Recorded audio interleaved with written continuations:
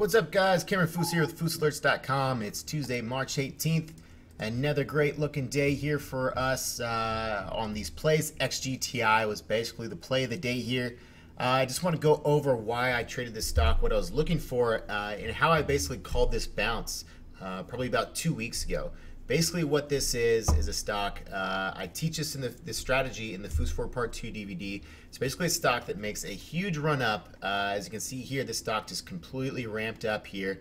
And once I see that, what I look for afterwards is basically a major pullback all the way back down towards the 13 EMA. It's not always just a quick bounce up the 13 EMA. What I like to try to buy into is a red to green move typically.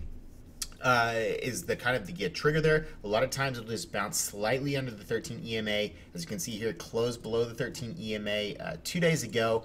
Then we had a red to green move here. I got long in the 260s and then actually added again today, and this thing just ramped up. This thing was up about 30-40% today. Unfortunately, I sold way early at $3 per share, which was basically the next whole number resistance, and this thing just absolutely tore it up towards $4 per share. You know, I'm very good at calling these plays. What I'm not very good at is, you know, taking full advantage of these stocks when they make these huge rebounds. But, you know, that's all trading is. Like I always say, it's just being able to identify the patterns and at least taking a piece of the pie. I made $2 grand on this stock today, so, you know, that's, you know, I can't complain with that. I made $2 grand. You know, if I would have sold at the top, I would have made, you know, $5 to $6 grand. Unfortunately, I got out early. I was a little anxious to sell, and, you know, I didn't know that it was going to blow up. You never know what any kind of stock is going to do. All you know is that there's these patterns that do typically work sometimes, and if they do, that's awesome. If they don't, you stop out for as little as loss as possible, and you move on, or you continue to watch the stock for a potential trade to see if that stock actually does work out. So, looking forward here, as you can see, how you trade this kind of pattern is a stock that has that huge run up. You wait for it to pull all the way back to the 13 EMA. Sometimes it pulls just below it, and then you see a red to green move. We saw a red to green move yesterday. If we look towards yesterday's open, it's kind of hard to say. Let's see, yesterday's open or close was about 261. So I think I got into this stock at about 268 was my buy price here on this breakout here. It's basically breaking out of an F1. This was the opening bell yesterday, and you can see this went actually red on the day. You see that little lower extended spike there, and then we started going red to green here. I got in at about 268, 270 there was my initial buy price, and then moving forward to today, I actually added 1,000 shares on the F1 red to green move. So you can see, let's actually go forward into today's open. You can see here's the opening price. We did slightly go red on the day, just briefly. I was still holding my position, and then all of a sudden we started breaking out here, getting close to the F1. So we did see a nice little spike here open on the actual opening bell, which is kind of, you know, an F1, but a very ugly looking one.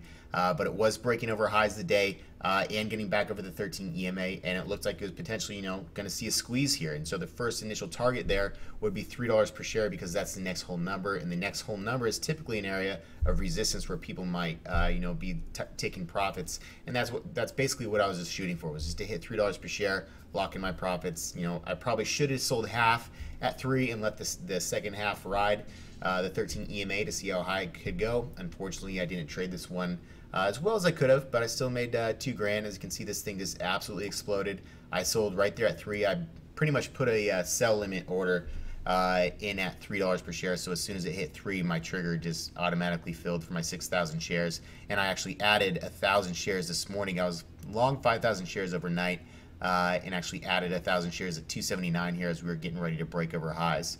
So a perfect secondary add to that position on the F1. From here, this thing just completely ripped up. And as always, with any F1 pattern or F pattern, as long as it holds the 13 EMA, you know, you basically can sit comfortably as that stock's going to continue to ride up. As you can see, this thing rode all the way up to here on the 1-minute chart for the 13 EMA, all the way up to 356 before it finally broke down and actually gave you a sell signal. So, you know, you never know which one of these stocks are going to actually just have a huge run. You know, unfortunately, I didn't trade it perfectly, but I made a nice trade and made $2 grand.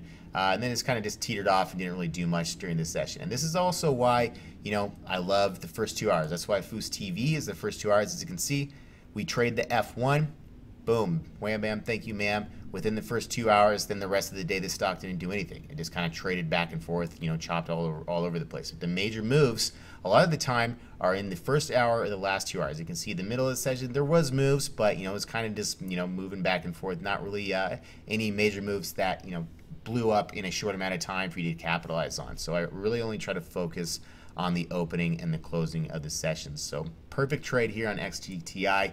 Another one is OPXA. This is one that started spiking this morning. I didn't get in here, I was a little hesitant. I've traded this stock a couple times, and it's you can just tell by looking at these candles, it's a very ugly stock. Just every day that it trades, it sucks. It's just spiking up here, spiking down here, closing kind of awkwardly, spiked up here, completely sold off. Total false breakout, but it was forming up this kind of flag pattern here and getting back over $2 per share. If we look back on the daily chart, it does have, a potential breakout pattern here. Nice kind of overall triangle forming up here. So, there's definitely potential for this thing to blow up here. It's got this nice kind of long-term consolidation pattern since all the way back to 2013 or so. So, I was looking at the intraday chart here. I don't know why this is missing all this price action. Maybe if I change it to a 2-minute, there it goes. So I actually got long here at about 208. If we move back here, it was looking like a potential F3 forming up here. We had this kind of nice triangle pattern. Market's been hot today. We did have a lot of buyers in. The sentiment today was bullish. So I was looking for basically kind of a breakout above this consolidation area. We're hanging out right around 2. I was kind of looking at this triangle pattern. Hopefully if we got over 209, that would kind of signal a move towards a retest of highs of the day, and that's exactly what happened.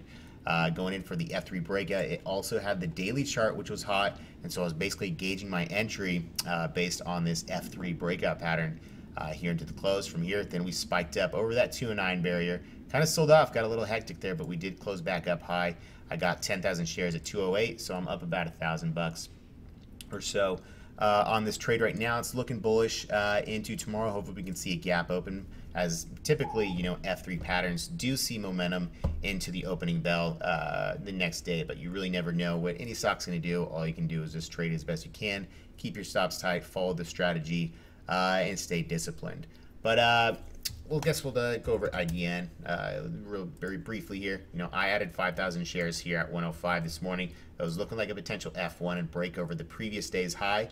Unfortunately, we got that big spike right out of the gates and kind of just sold off here. This stock is a very big pain in the ass to trade.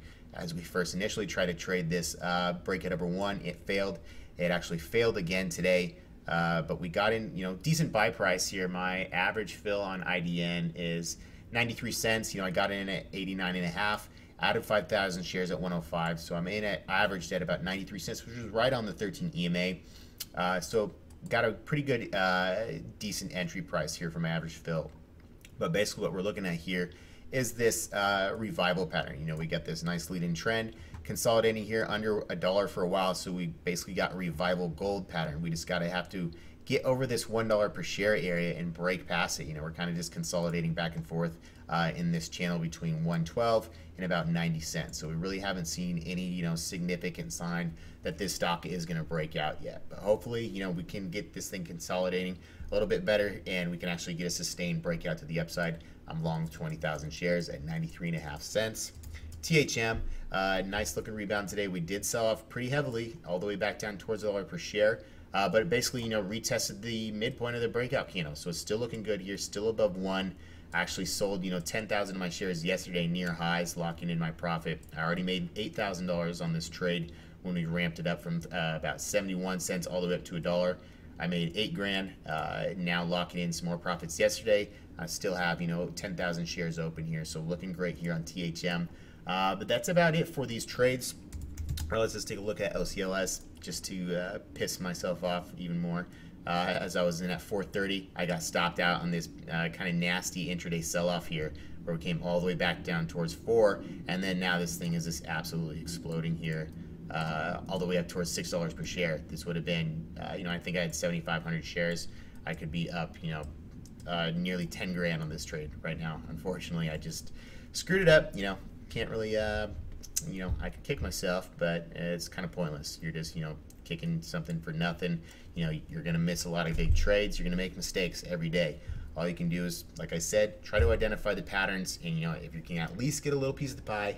I actually made, I think, about 85 bucks on this trade instead of 10 grand, so I at least got a little bit. So I guess, you know, I did okay in some senses. But anyways, that's it for today's video lessons, you guys. Hopefully you're enjoying the chat room. Hopefully you're enjoying Fous TV. Hopefully these video lessons are helping you learn. And if you have not watched the Fous 4 product DVD training packages, you're stupid. You need to go watch them right now, because you're not going to make money if you don't know what the hell you're doing. That's all I got to say. Anyways, thanks for tuning in, guys. See you later.